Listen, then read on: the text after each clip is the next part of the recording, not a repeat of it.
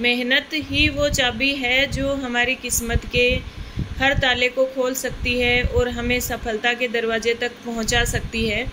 नमो नमः विद्यार्थियों, आज हम बात कर रहे हैं वेदों के संरक्षण के उपायों की, जिन्हें विकृतियां कहा जाता है।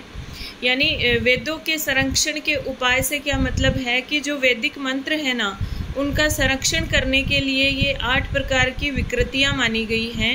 इन्हें विकृतियां कहा जाता है कि वेदों के मंत्र जो हैं उनको इन विकृतियों के द्वारा संरक्षित किया जाता है। यानी जो मंत्र हैं उनका उच्चारण मतलब इन विकृतियों के हिसाब से कैसे भी आगे पीछे मतलब कैसे भी उच्चारण किया जाए, लेकिन जो वैदिक मंत्र हैं वो उनके मूल रूप नष्ट नहीं हो सकते, वो अपने मूल रूप में वैसे ही बने रहें। इसके लिए 8 विकृतियां हैं।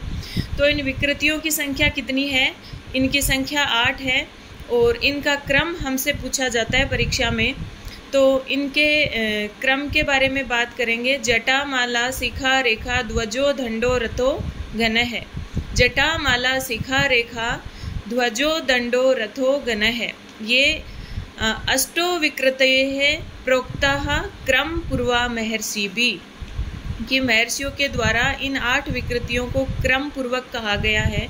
तो इनका क्रम क्या है? जटा माला शिखा रेखा ध्वज दंड रथ और घन। इन्हें हमें क्रम से याद करना है। जटा माला शिखा रेखा ध्वज दंड रथ और घन। और इन विकृतियों के सहारे वैदिक मंत्रों का पाठ किया जाता है अलग अलग प्रकार से, लेकिन जो वैदिक मंत्र हैं वो अपने मूल रूप में विद्यमान रहेंगे।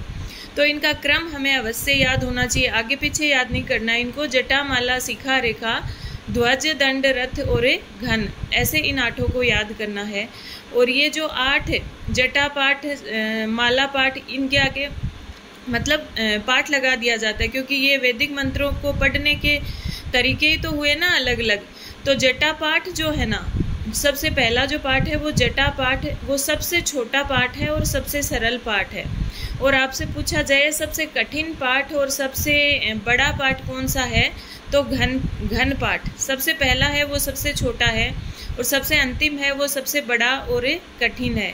जटा माला शिखा रेखा ध्वज दंड रथ और घन, ऐसे आपको याद करना है। धन्यवाद।